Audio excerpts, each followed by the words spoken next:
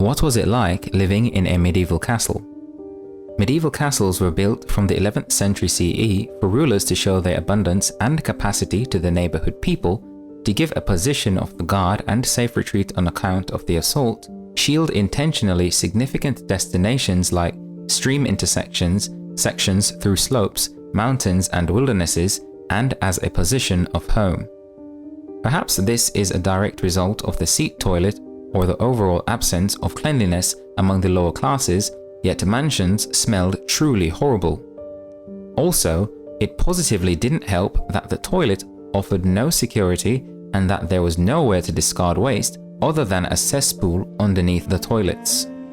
It wasn't even in every case simple to clean yourself, as new water and a bath were regularly harder to drop by for the serving classes. Besides, the disease was common among the lower classes, and keeping in mind that the wealthy could undoubtedly manage the cost of the best clinical consideration, the normal chateau occupant would need to depend on the natural medications if anything by any stretch of the imagination. Castles may have all the set aside of being defenses from an external perspective.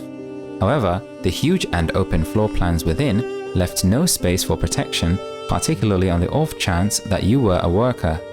The master and woman of the home would more likely than not have private chambers in which to dress and wash. However, all other people who stayed inside the castle dividers had to go through their days and evenings in the consistent organization of one another. It was so dim and dirty in many of the zones of the mansion that it may have been ideal to have others nearby for body warmth. Or then again, maybe they discovered alternative approaches to remain warm. Despite this, during the Middle Ages, you could get it on with your mate just with the end goal of reproduction. This implied in any event, having inappropriate considerations of your associate was considered a sin. Women's rights, as it is of now, exists today, was absent in the Middle Age period. What we can discuss is female organization. All in all, how ladies acted inside the limitations of a man-centric culture, either as people or as a gathering. Expected proof of disturbance can be found in various manners.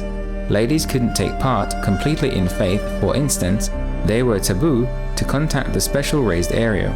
Be that as it may, numerous ladies gave their garments or made customized raised area garments for their group or preacher. This implied that garments that had contacted them, they had claimed made or worn, in the long run came to be worn by a priest or used to wrap the special stepped area, quite possibly the holiest pieces of the group. Fiona Griffiths and Catherine French have accomplished some great work on this.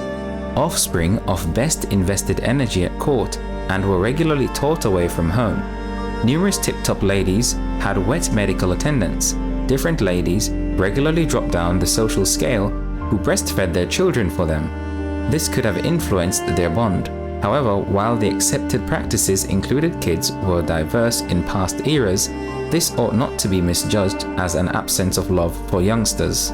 We have a lot of proof for kids' games and toys, small tokens found in the ground, and little tin-winged creatures with moving parts were found in antique London. There are smaller than usual things of furniture, etc., which are generally accepted to have been given to youngsters to instruct them about society and their normal jobs.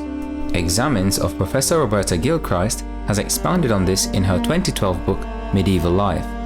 Kids were dealt with distinctively in entombment rehearses.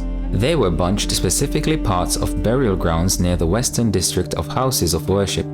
Extraordinary consideration was paid to funeral home customs around youngsters, which recommended a lot of care.